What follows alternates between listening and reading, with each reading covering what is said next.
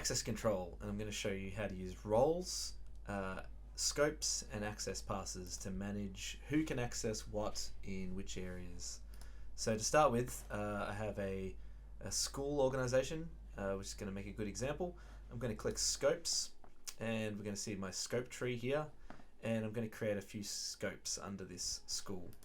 So the first one I'm going to create is called junior school, and we're just going to save that.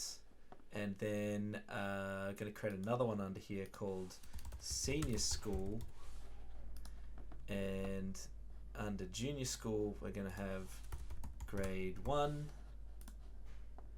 and grade 2 and grade 3. And so now you can see I have two departments, junior school and senior school, and then under that a few different grades.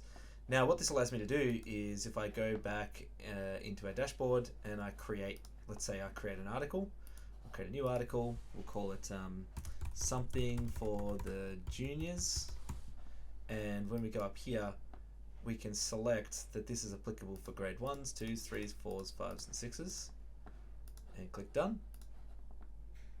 And then we can create another article, something for the seniors, and we'll stick this in 7, 8, 9, 10, 11, 12.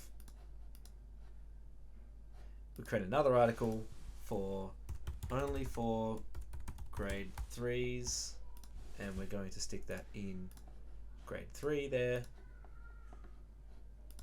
and another one called only for grade 5s.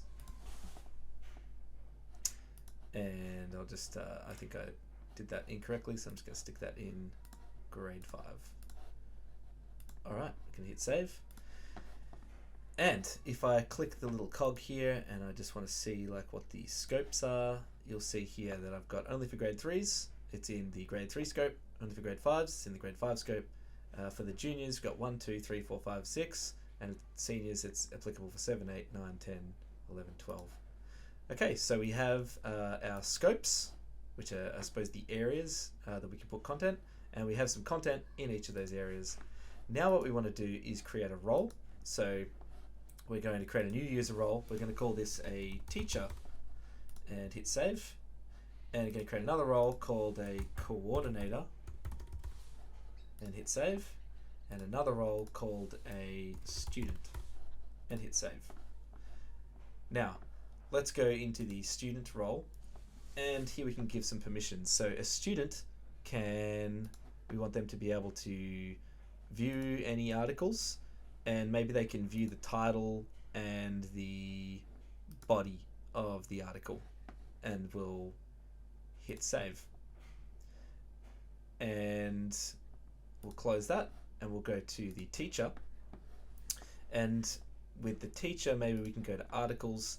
They can view any articles, and they can just view all of the fields, and click save. And the coordinator, we can go into articles. They can create and delete and edit. Actually, let's just say they can just do everything to an article. They can manage everything, and hit save. Alright, now what we can do is we can go to our dashboard, and we can create what's called an access pass. So we'll create a new access pass, and we'll call this the Junior School Coordinator. And we're going to click a permission set here. Add a permission set. We're going to choose the coordinator role, and then choose the scope of junior school, which will actually include all of the scopes underneath it as well. And we're going to hit save. We're going to create another access pass. We're going to call this the Senior School Coordinator.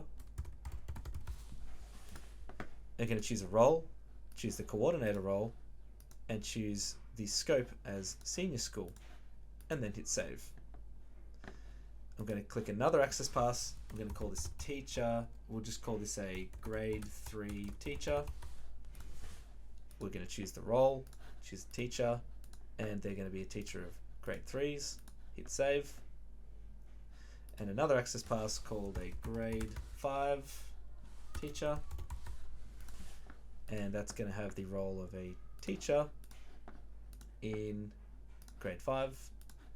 And essentially we've created these kind of key cards that have access to different things. And again, I can just check that I've done that correctly by clicking here, and I just want to view the tables, what roles we have in which areas. So we got a teacher role in grade 3, and the grade 5 teacher has the teacher role in grade 5, and so on and so forth. Now what we need to do is we've got our access passes set up. We go back to dashboard. We can find our users. We can give them access passes. So a user can have multiple access passes. We can either just give them one. So we could have a junior school coordinator. We could have a prep teacher. We could have a grade 2 teacher. Or we could have someone who has both access passes, everything that the junior school coordinator has and the senior school coordinator. And we can create new users by clicking new user, typing in the name, their email address, and then clicking access passes, and then choosing which access passes you want to give them.